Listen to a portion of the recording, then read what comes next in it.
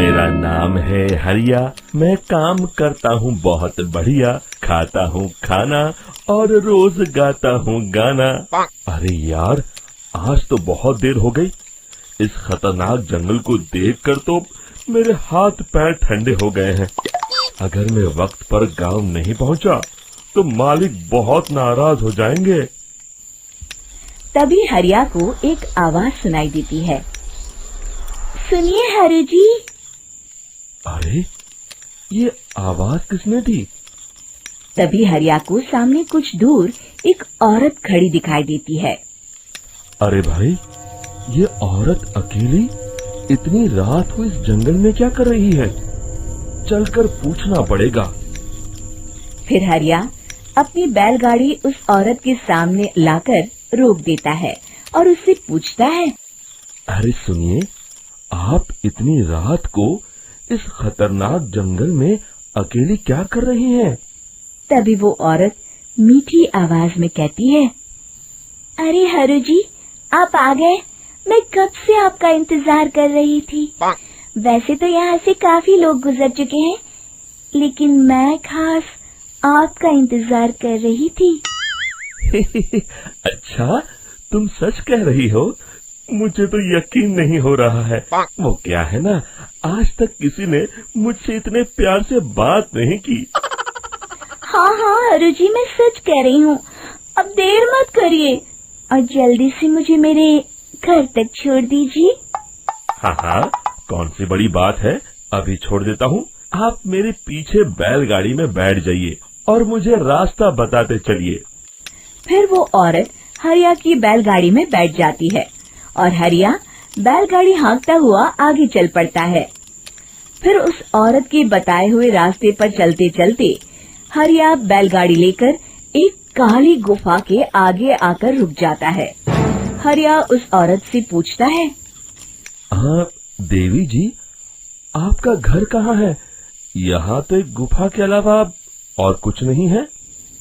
तभी अचानक वो औरत हवा में उड़ने लगती है। देखते ही देखते उसका सुंदर रूप एक डरावनी चुड़ैल में बदल जाता है और वो जोर जोर से हंसती है।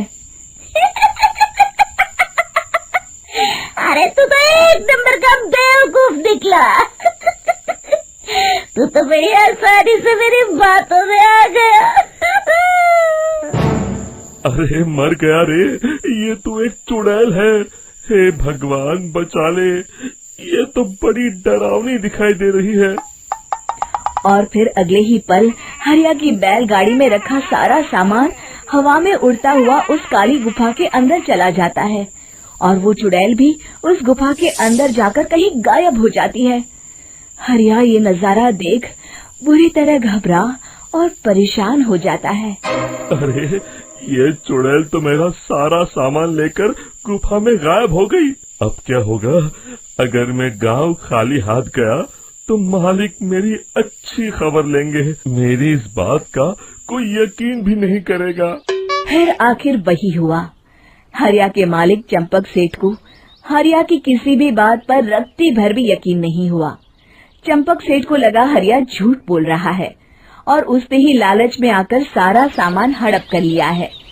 फिर हरिया को बेईमान समझकर चंपक सेठ उसे काम से निकाल देता है।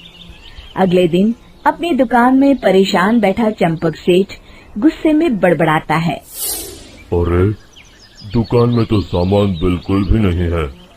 अब मुझे ही शहर जाकर सामान लाना होगा। फिर वो अपनी बैलगाड़ी लेकर शहर चला जाता है। शहर से सामान लेकर जब चंपक सेठ वापस गांव लौट रहा होता है, तभी उसे एक आवाज सुनाई देती है। चंपक जी, ओ चंपक जी। अरे, ये तो कोई मेरा नाम लेकर मुझे पुकार रहा है। फिर उस रास्ते में वही औरत खड़ी दिखाई देती है।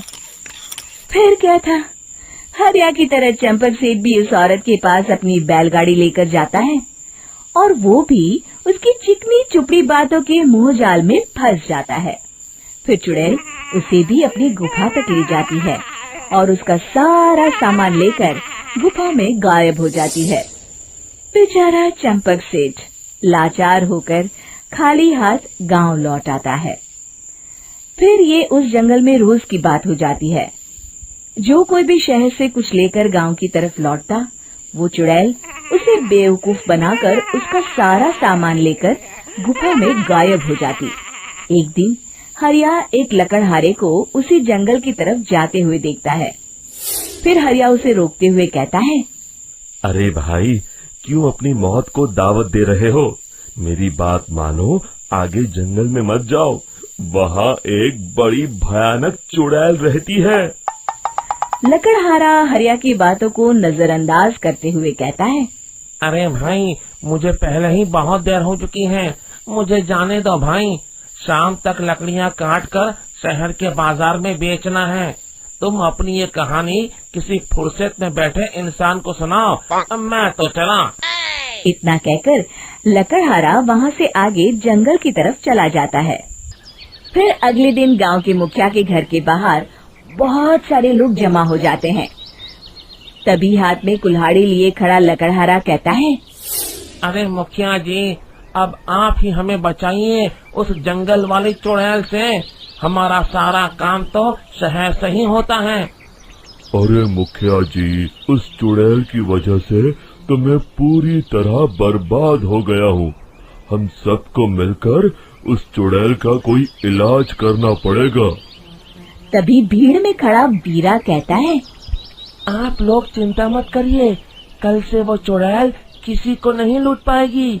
मेरे पास एक बहुत अच्छी तरकीब है। तभी चंपक सेठ उसका मजाक उड़ाते हुए कहता है, अरे तेरा नाम वीरा है तो क्या हुआ? तूने अभी उस चुड़ैल को देखा नहीं है? जाकर अपना काम कर, बड़ा आया। तब मुखिया जी कहते हैं, नहीं चंपक सेठ, मुझे लगता है हमें इस लड़के को एक मौका देना चाहिए। फिर सभी गांव वाले मुखिया जी की बातों से सहमत हो जाते हैं और वीरा शाम को एक बैलगाड़ी में कुछ सामान लादकर उस जंगल की ओर चल देता है। वीरा, ओ वीरा, कहाँ जा रहा है? तभी वीरा मुड़ के देखता है, वही चुड़ैल एक औरत के रूप में खड़ी है। अरे बहन जी, मैं आपको ही ढूंढ रहा था। देखिए, मैं आपके लिए क्या लाया हूँ। हैं?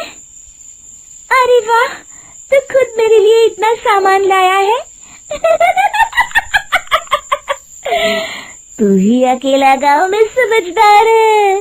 जरा देखो, मैं भी खोल के, बड़े भूख लगी है। जैसे ही चुड़ैल उस सामान पर से कपड़ा हटाती है, एक भगवान शिव की तेज रोशनी उसके अंदर मूर्ति से निकलती है और चुड़ैल अपने असली रूप में आकर जलने लगती है।